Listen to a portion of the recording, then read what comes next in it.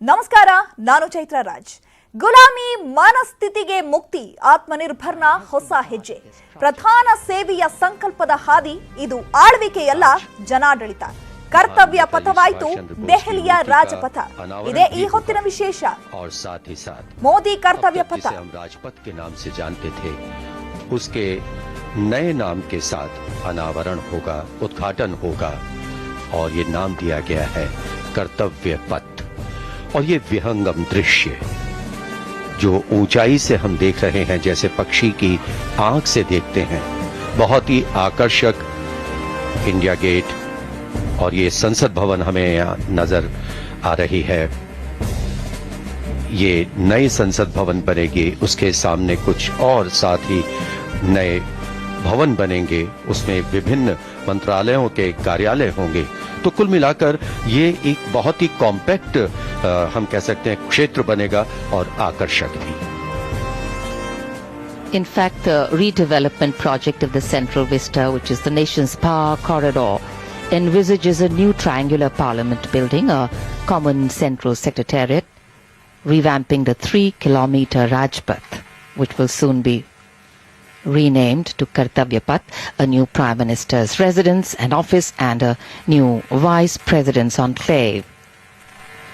This iconic boulevard is being remade and has existed since the early decades. सिर्फ यहाँ देशी बल्कि विदेशी पर्यटकों का भी रुझान बढ़ेगा और ये पूरी उम्मीद है कि अब इसके उद्घाटन के बाद, जब हम देख रहे हैं कि कर्तव्य पथ का उद्घाटन होगा, साथ ही साथ नेताजी सुभाष चंद्र बोस की प्रतिमा का अनावरण किया जाएगा और कल से लगभग 20 महीने बाद आम लोगों के लिए इसे खोल दिया जाएगा. Water droplets becoming shining bulbs. This is a very artistic view of the Rashtrapati Bhavan. So the whole area has been designed, ensuring that red sandstone and granite has been used. In fact, what you see right here in the center of your screen is the elegant canopy, stone canopy, which is right across India Gate, across the road. And it is here that 30-foot tall, nearly including the pedestal, black jade granite brought from Telangana, made from a single piece of monolithic absolute black granite, originally weighing over 300 tons, has been positioned. And of course the Union Ministry of Culture had provided a place in Delhi. So this was brought to Delhi, where Arun Yogiraj and his team of dedicated sculptors gave time to carve out the statue, which shall be unveiled in a short while from now. बिल्कुल जैसा भी आपने बताया कि लगभग 30 feet ऊंचा ये granite का पत्थर जब तराशने के लिए लाया गया, उसके बाद 28 फीट ऊंची, 6 फुट चौड़ी और 65 मीट्रिक टन वजनी ये प्रतिमा तैयार हुई, जिसका अनावरण कुछ ही देर बाद प्रधानमंत्री नरेंद्र मोदी करेंगे.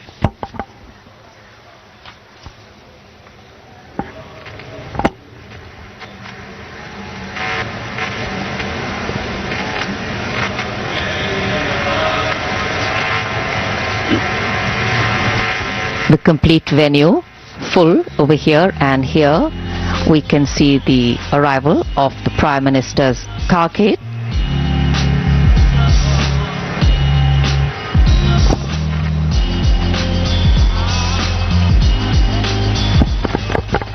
There is a naval band also positioned, which shall play Kadam Kadam Badhai Ja, the INS song. And all eyes now towards the entry gate, from where Prime Minister Shri Narendra Modi will arrive at the venue to first unveil the statue of Netaji Subhash Chandra Bose and then the inauguration of Kartavya Path. और यहाँ ये बताना भी आवश्यक है, क्योंकि उसके बाद एक कार्यक्रम होंगे. जैसे ही अनावरण होगा, उसके बाद पंचवाद्यम, और आपने भी बताया कि जो आजाद हिंद फौज का गीत है कदम कदम बढ़ाए जा, उसे नेवी का बैंड उसकी धुन को प्ले करेगा. माननीय प्रधानमंत्री पहुंच चुके हैं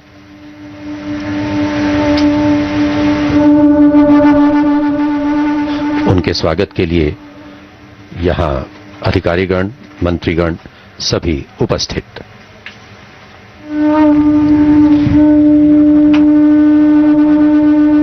The Prime Minister of India, Shri Narendra Modi, arriving at the venue,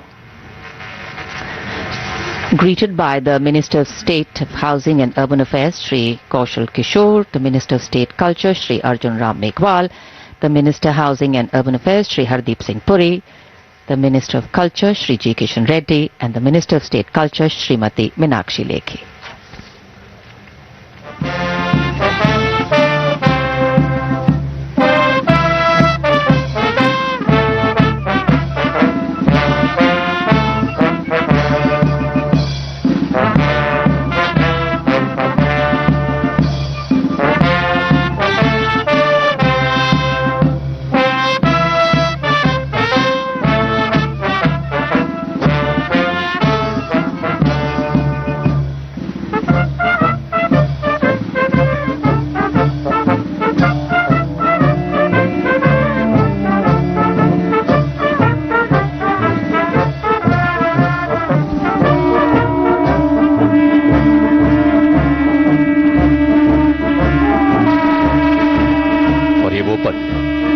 जब प्रधानमंत्री नरेंद्र मोदी ने नेताजी सुभाष चंद्र बोस की प्रतिमा का अनावरण किया।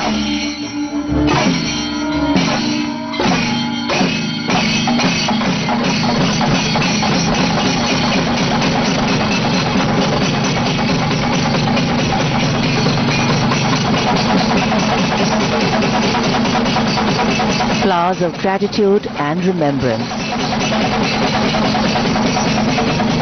One of the greatest freedom fighters India's ever had.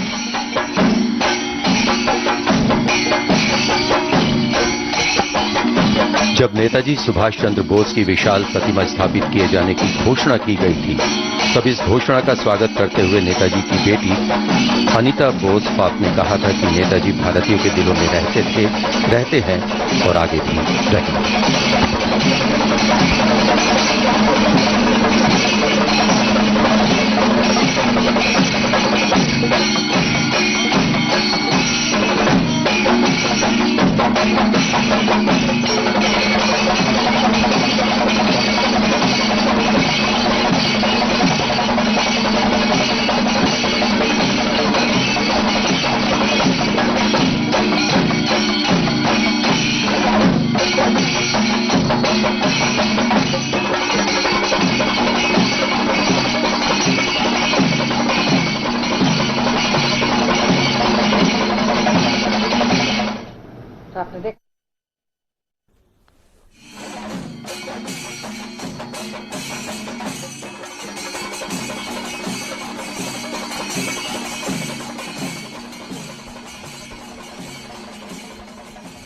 Complete area has always been a symbol where governance in the country rests, and people from all across the country come in droves to see the elegant beauty of this place, while keeping pace with the times, providing better amenities, adding aesthetically to the place, all the while keeping the original flavor and construction and the stone in mind has been a part of this project. आज महान नेताजी सुभाष चंद्र बोस की मूर्ति का अनावरण भी होगा और साथ ही साथ अब तक जिसे हम राजपथ के नाम से जानते थे, उसके नए नाम के साथ अनावरण होगा, उद्घाटन होगा और ये नाम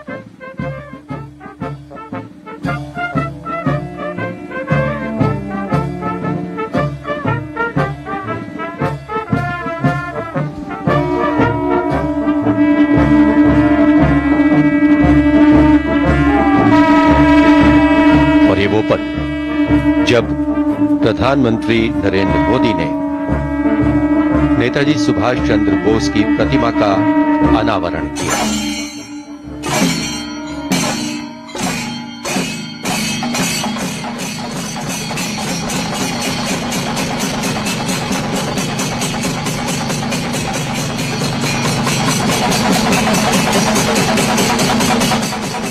Flowers of gratitude and remembrance. आज कर्तव्य पथ पर आम नागरिकों के लिए 16.5 किलोमीटर का पैदल मार्ग प्रदान कर रहा कर्तव्य पथ। कहीं भी आपको लॉन पर चलने की बिल्कुल आवश्यकता नहीं। Ladies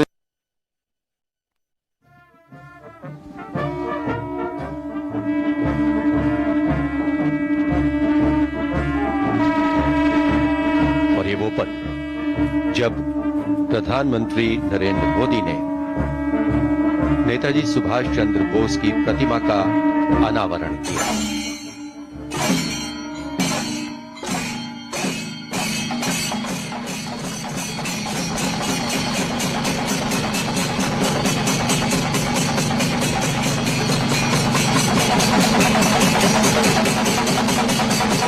Flowers of gratitude and remembrance. One of the greatest freedom fighters India's ever had.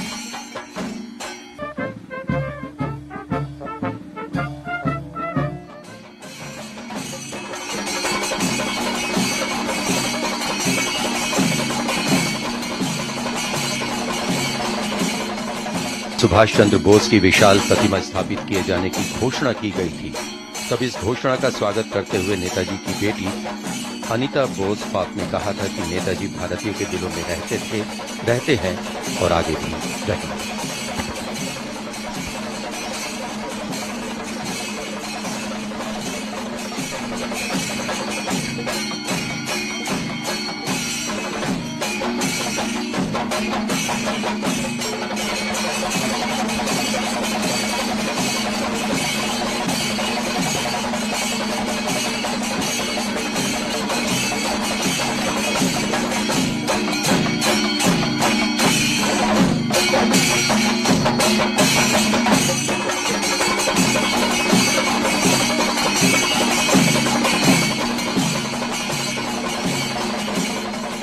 Subhash Chandra Bose की विशाल प्रतिमा स्थापित किए जाने की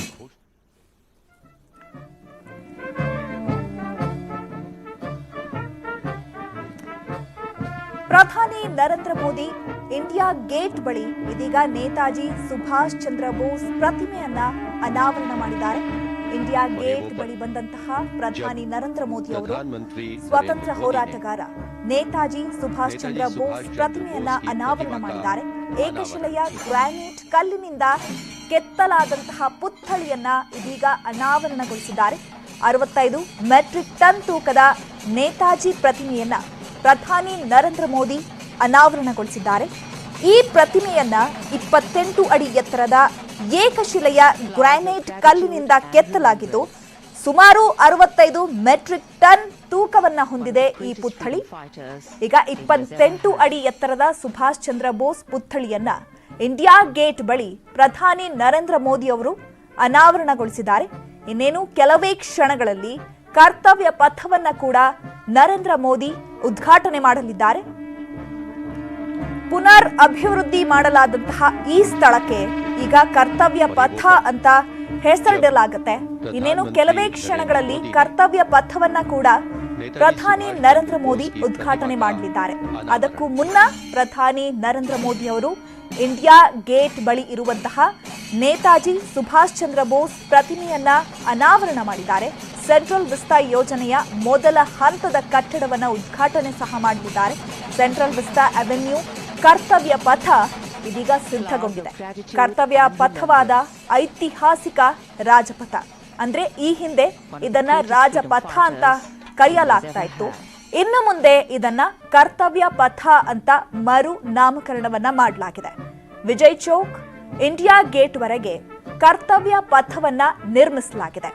ವಿಜಯ್ ಚೌಕ್ ಮಾನ್ಸಿಂಗ್ ನಡುವೆ ಇದೀಗ ಇದು ವಿಸ್ತರಣೆಯಾಗಿದ್ದು ಕರ್ತವ್ಯ ಪಥವನ್ನ ಇನ್ನೇನು ಕೆಲವೇ ಕ್ಷಣಗಳಲ್ಲಿ ನರೇಂದ್ರ ಮೋದಿ ಉದ್ಘಾಟನೆ ಮಾಡಲಿದ್ದಾರೆ.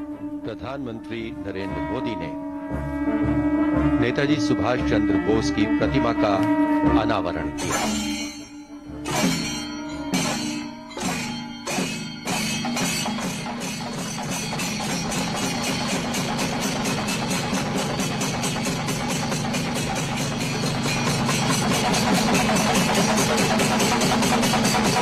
Flowers of gratitude and remembrance.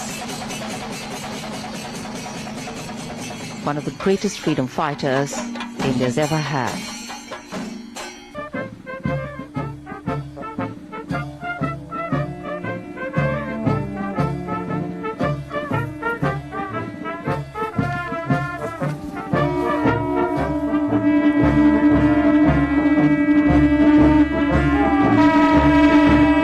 और ये वो पल जब प्रधानमंत्री नरेंद्र मोदी ने नेताजी सुभाष चंद्र बोस की प्रतिमा का अनावरण किया।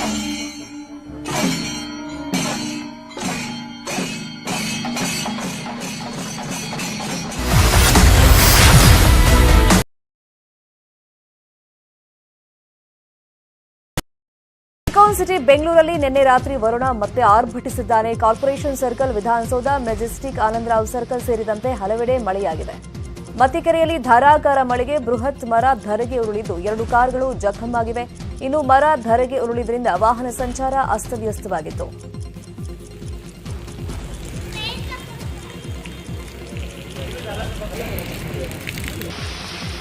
ನೆಲಮಂಗಲದಲ್ಲೂ ನಿನ್ನೆ ಗುಡುಗು ಸಹಿತ ಮಳೆಯಾಗಿದೆ. ಮಳೆಯಿಂದಾಗಿ ನೆಲಮಂಗಲ ತಾಲೂಕಿನ ಹಲವೆಡೆ ವಿದ್ಯುತ್ ಸಂಪರ್ಕ ಕಟ್ ಮಾಡಿದ್ರು. ನೆಲಮಂಗಲದ ಹಲವು ಬಡಾವಣೆಗಳಿಗೆ ನೀರು ನುಗ್ಗಿ ಜನ ಪರದಾಟವನ್ನ ಪಟ್ಟರು.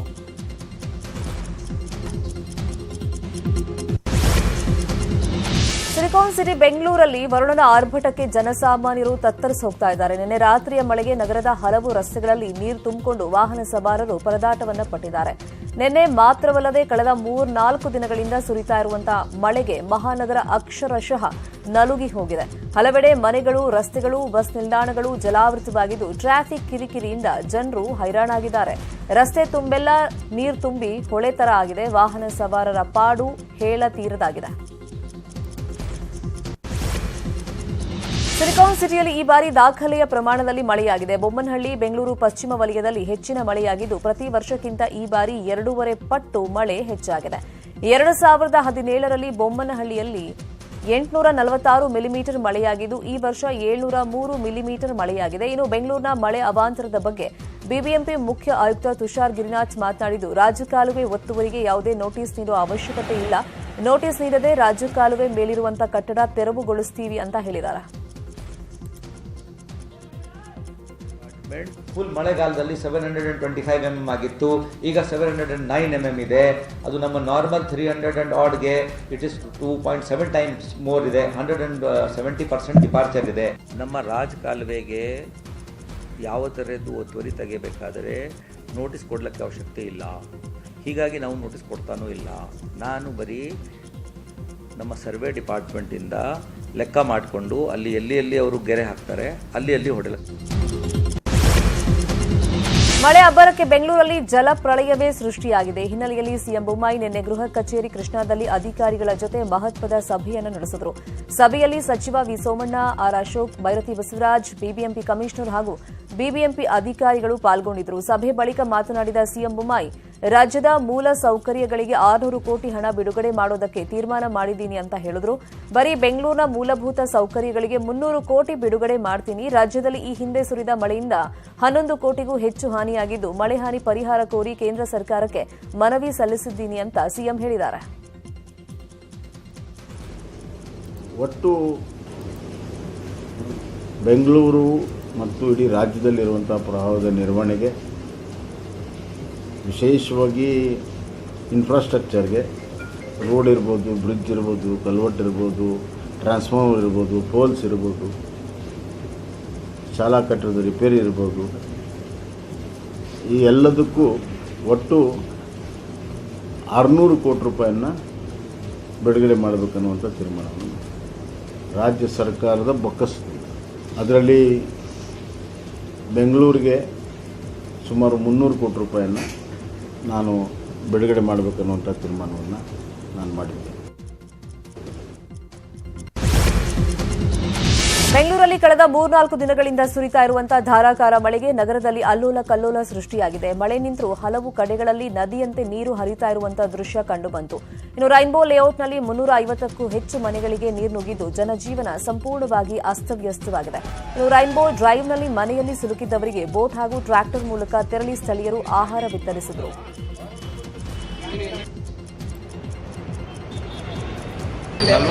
ಈಗ ಒಂದು ನಿಮಿಷ ಗೊತ್ತಲ್ಲ, ನೀನು ಇದೆಷ್ಟು ತಗೊಂಡೋಗಿದ್ದೆ? ನಾನೀಗ 30 ಲೀಟರ್ ತಗೊಂಡಿದ್ದೀನಿ. ನೀನೆಲ್ಲ ಇಲ್ಲಿಂದ ತಗೊಂಡು ಮಾಡೋಣ.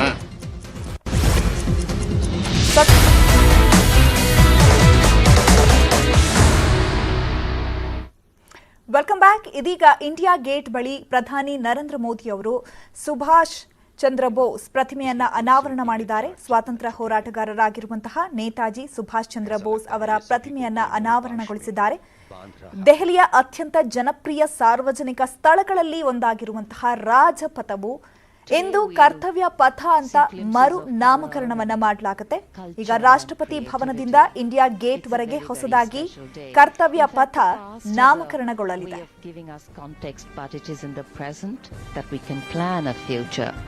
A long history of colonial rule is left in India, remnants that are now being left behind to create visibility for a new India. This complete area has always been a symbol where governance in the country rests, and people from all across the country come in droves to see the elegant beauty of this place, while keeping pace with the times, providing better amenities, adding aesthetically to the place, all the while keeping the original flavor and construction and the stone in mind has been a part of this project. आज महान नेताजी सुभाष चंद्र बोस की मूर्ति का अनावरण भी होगा और साथ ही साथ अब तक जिसे हम राजपथ के नाम से जानते थे उसके ಎಸೆ ಬಗ್ಗೆ ಮಾತನಾಡೋದಕ್ಕೆ ನಮ್ಮ ಜೊತೆಗೆ ಜಾಯಿನ್ ಆಗ್ತಾ ಇದ್ದಾರೆ ಡಾಕ್ಟರ್ ಜಿ.ಬಿ. ಹರೀಶ್, ಲೇಖಕರು. ನಮಸ್ತೆ ಸರ್.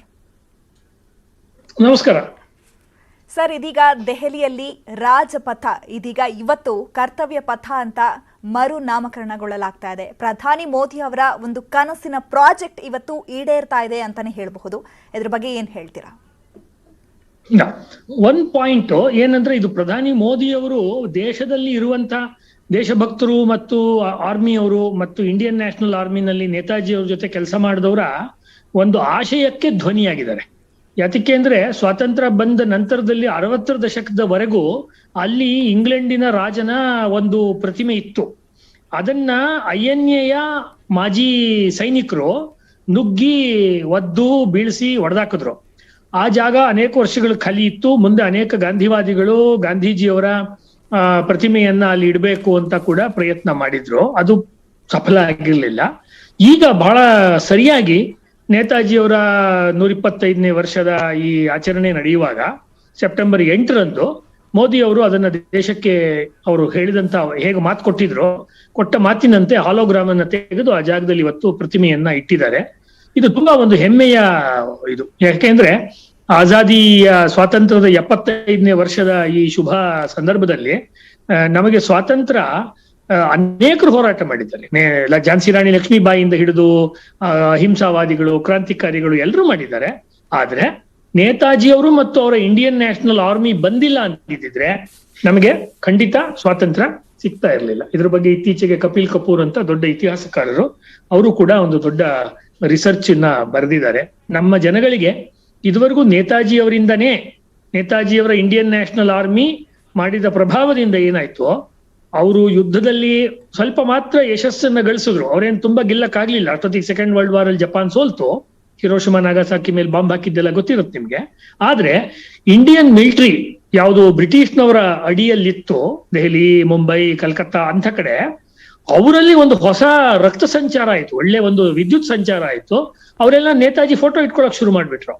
ನೀವ್ ಇಮ್ಯಾಜಿನ್ ಮಾಡಿ, ಬ್ರಿಟಿಷರು ಸಂಬಳ ತಗೊಳ್ತಿದ್ದಾರೆ, ನೇತಾಜಿ ಫೋಟೋ ಇಟ್ಕೊಂಡಿದ್ದಾರೆ. ಇದರಿಂದ ಮಿಲಿಟರಿನಲ್ಲಿ, ಆಮೇಲೆ ನೇವಿನಲ್ಲಿ ಅಂದ್ರೆ ನೌಕಾಪಡೆನಲ್ಲಿ ಬಂಡಾಯ ಆಯ್ತು. ಆಕ್ಚುಲಿ ಇದಕ್ಕೆ ನೇವಲ್ ಮ್ಯೂಟಿನಿ ಅಂತ ಕರೀತಾರೆ. ನೌಕಾ ಬಂಡಾಯ ಅಂತ 45ರಲ್ಲಿ ಆಯ್ತು. ಸಾವಿರಾರು ಜನ ಸೈನಿಕರು ಬೀದಿಗಿಳಿದ್ ಬಿಟ್ರು. ಬ್ರಿಟಿಷ್ನವರು ಆಫೀಸಿಗೆ ಬರೋದಕ್ಕೆ ಮತ್ತು ರಸ್ತೆಗಳಲ್ಲಿ ಓಡಾಡಕ್ಕೆ ಬ್ರಿಟಿಷ್ ಅಧಿಕಾರಿಗಳು ಹೆದರ್ತಾ ಇದ್ರು. ಯಾಕೆಂದ್ರೆ ಅವರು ದೇವರ್ ಇನ್ ವೆರಿ ಫ್ಯೂ ಥೌಸಂಡ್ಸ್. ಹೀಗಾಗಿ ನೇತಾಜಿ ಅವರ ಕಾರಣದಿಂದಾಗಿ ನಮಗೆ ಸ್ವಾತಂತ್ರ್ಯ ಅನ್ನೋದು ಬಂತು.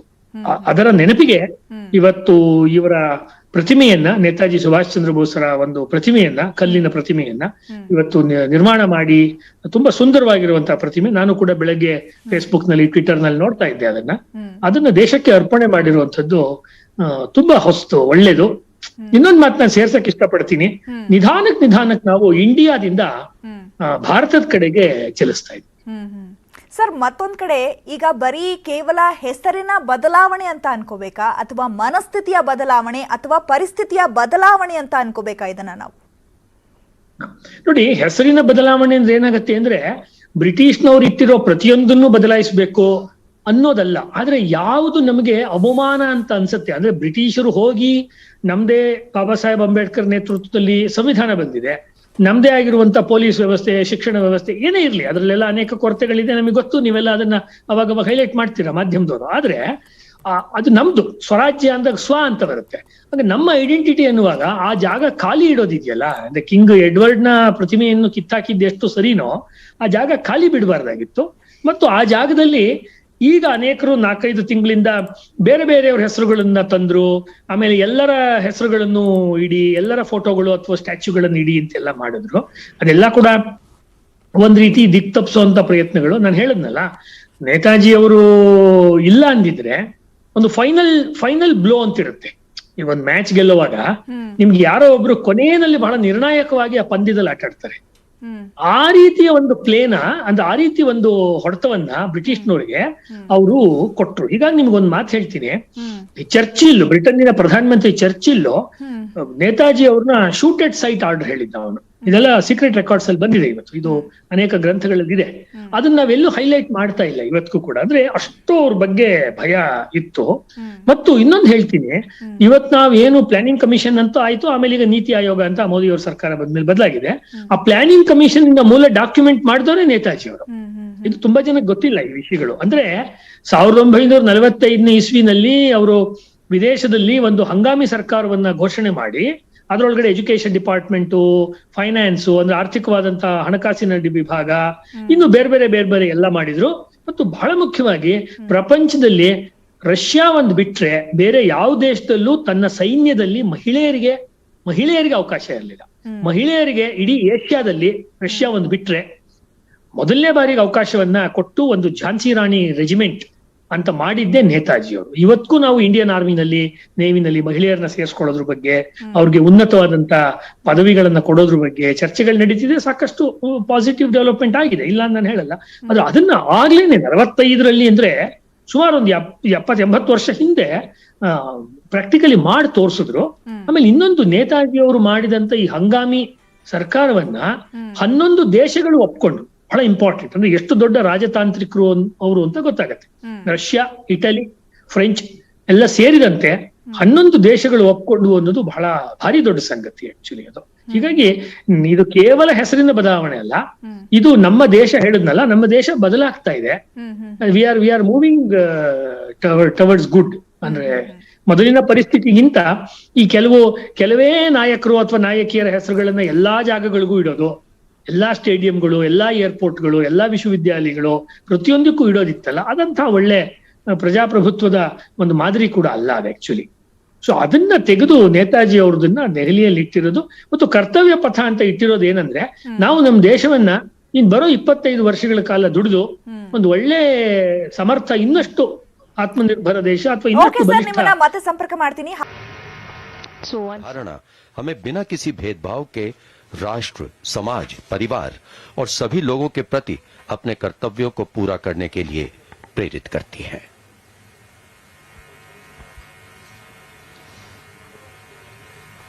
So once something has been revamped or changed, it's very important also for us to value that and see what really went into that, from the redesigning, the redevelopment, what was kept in mind, making sure that people could walk freely, traffic was not interrupted, as we shared earlier with you, canals laid out so that, and a circulation system so that the water would not stagnate.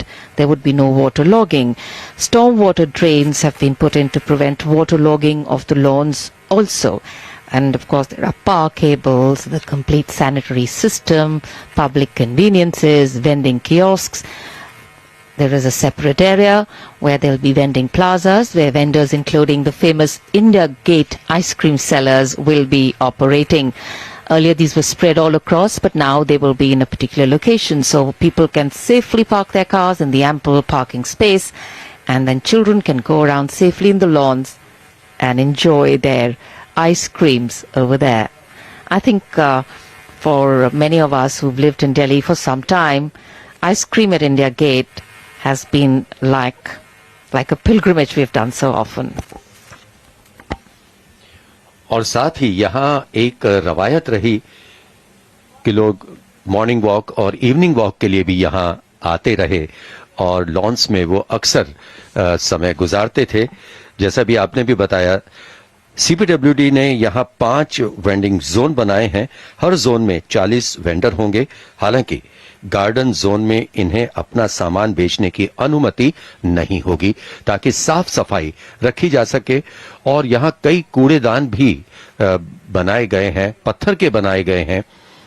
लोग उसमें कूड़ा कचरा फेंक कर यहाँ की स्वच्छता को बनाए रख सकते हैं। So as the Prime Minister walks through this exhibition, you will also be seeing a glimpse of the photographs of the before and after the revamping, and also the special effort, because India and the number of people traveling, number of people visiting here, to ensure that everybody can have a clean, beautiful, aesthetic visit over here, and of course to create a new heritage for future generations. A statement from the Prime Minister's office issued yesterday said it symbolizes a shift from the erstwhile Rajpath being an icon of power to Kartavya Path being an example of public ownership and empowerment. And here you can see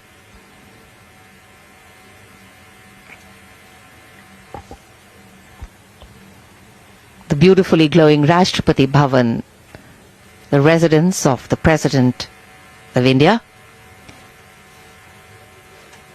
and just below that the gently sloping Raisina Hill, moving on to Vijay Chowk, and then this stretch called Rajpath. Every year on the 26th of January, color, culture, military discipline, pageantry, pomp all come and walk down this path. And today it's a special occasion for the venue. और अब कुछ ही देर बाद stage पर माननीय प्रधानमंत्री का आगमन होगा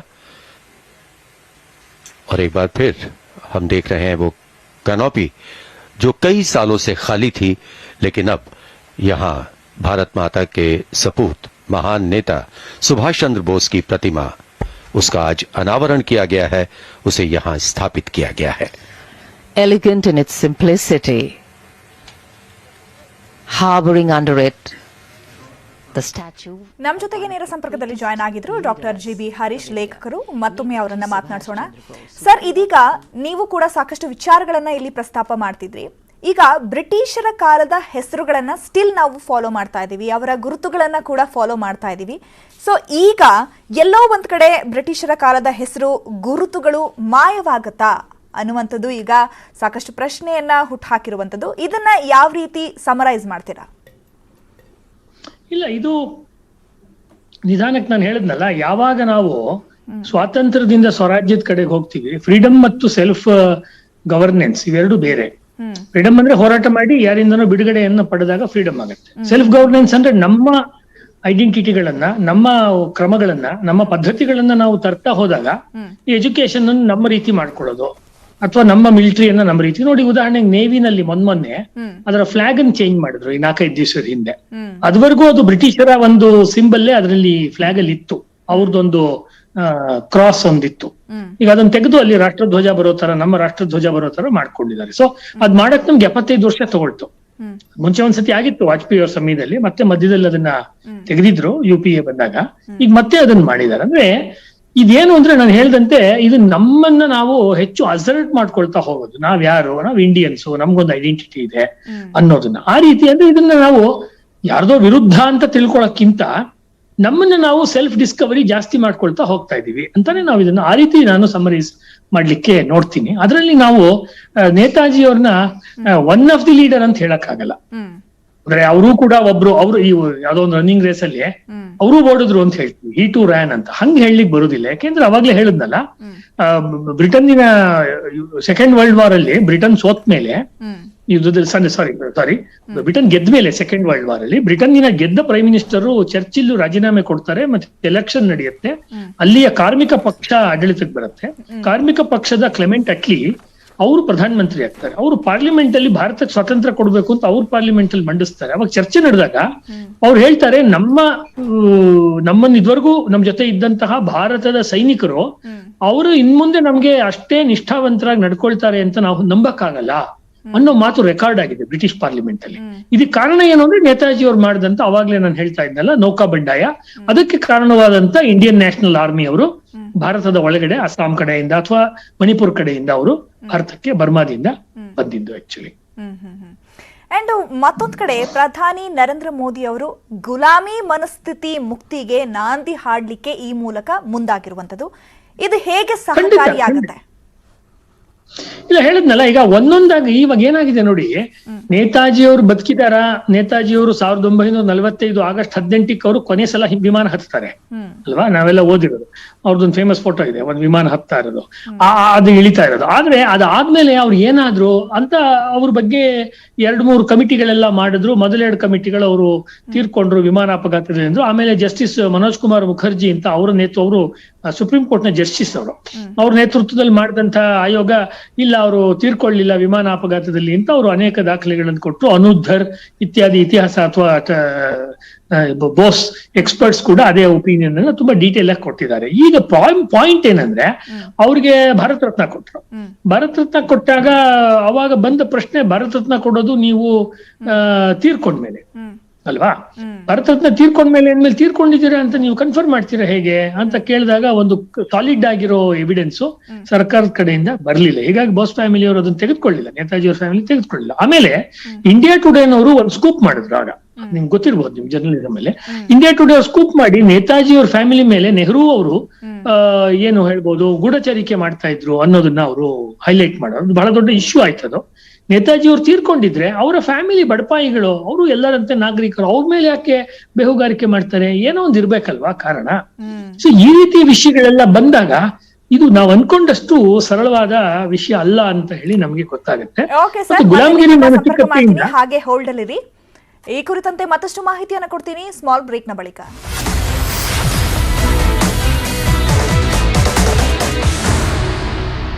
ವೆಲ್ಕಮ್ ಬ್ಯಾಕ್. ನರೇಂದ್ರ ಮೋದಿ ಅವರು ಇದೀಗ ಕರ್ತವ್ಯ ಪಥವನ್ನ ಉದ್ಘಾಟನೆ ಮಾಡಿದ್ದಾರೆ.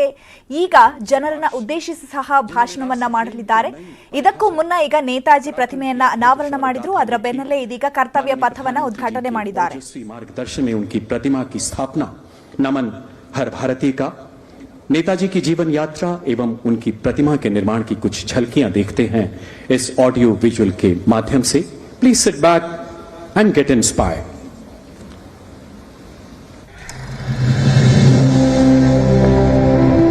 भारत की आजादी के 75 साल आज हम उत्सव के रूप में मना रहे हैं।